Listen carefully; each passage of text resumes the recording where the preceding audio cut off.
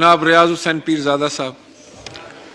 शुक्रिया जनाब स्पीकर। मैं क्योंकि क्वेश्चन आवर में आपने पॉइंट ऑफ ऑर्डर ले लिया तो मैं इसलिए मुहर्रम के हवाले से बात करना चाहता हूं। सर, मेरे पास शिया काउंसिल के मेंबरान मिलने आए थे और उन्होंने मुझे एक लिस्ट पेश की जो पिछली हुकूमत के दौरान केसेस दर्ज हुए मजालिस के हवाले से और शिया अकीदे के हिसाब से जो हमारे जलसे और नवासे रसूल की आज़ादारी में जो कैसा इंसाफ है जनाब स्पीकर के आर्टिकल 20 आपका कहता है कि इस मुल्क में जो भी आपका मजहब है आपका उसका एहतराम किया जाएगा, और आर्टिकल 25 जो है उसमें इक्वलिटी है बिफोर लॉ।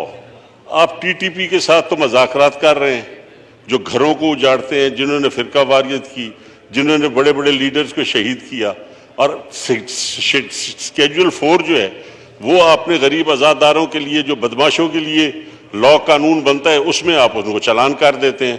तो इंटीरियर मिनिस्टर साहब भी बैठे हैं, मैंने 4 चीफ सेक्रेटरीज को लिखा है एज मिनिस्टर ह्यूमन राइट्स कि आप इस किस्म के पर्चे ना दें और सिर्फ एक आधा घंटा मजलिस आगे चली जाए, एक थोड़ी सी देर की रुकावट करे तो शेड्यूल 4 में चला जाता है आदमी और 3-3 साल उनको खुआर किया जाता है। जनाब स्पीकर, ये कुछ कम से कम चीफ सेक्रेटरीज को और आईजीज को सोचना चाहिए कि ये नवासे रसूल की आज़ादारी है।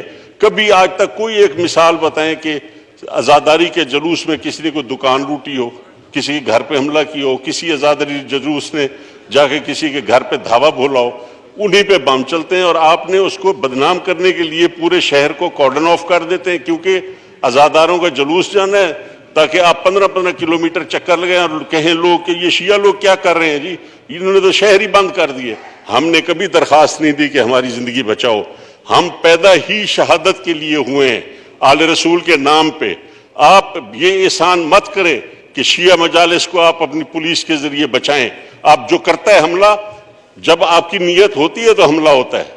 आपके अपने इदारों ने ये बनाए थे ये सारे असूल, गैर मुल्की एजेंडा मजहब का और गैर मुल्की एजेंडा सियासत का, जो सियासतदानों के साथ हो रहा है, जो हमारी मजहबी लोगों के साथ हो रहा है। ये जब जीम और जीम का जो आपस में जब कुल है रिश्ता नाता, इसकी वजह से हमारे सांसें बंद हो गई हैं।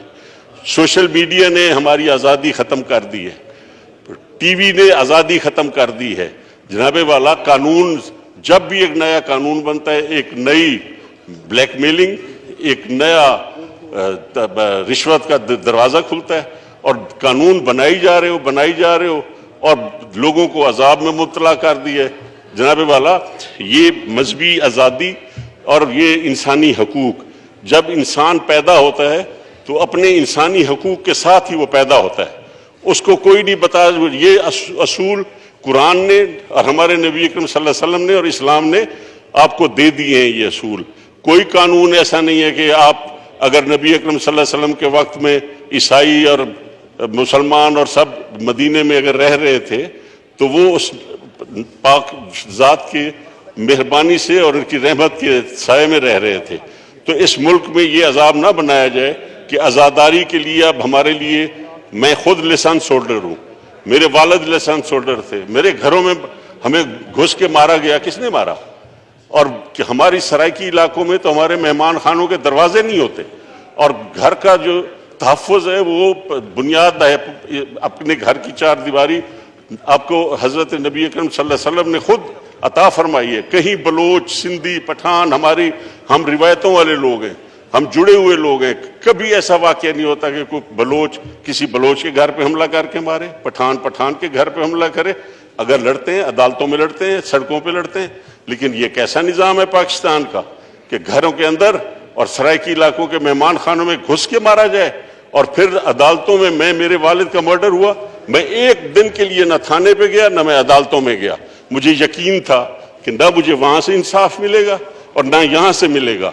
और वो अल्लाह ताला ने मेहरबानी की, जब पहला मिसाइल फायर हुआ मीरम शाह में गिरा तो मेरे वालिद के जो 2 कातिल थे वो उसी मिसाइल में मर गए थे। मैंने अल्लाह पे छोड़ा, लेकिन ना मुझे अदल मिला ना इंसाफ। और पाकिस्तान कैसा मुल्क है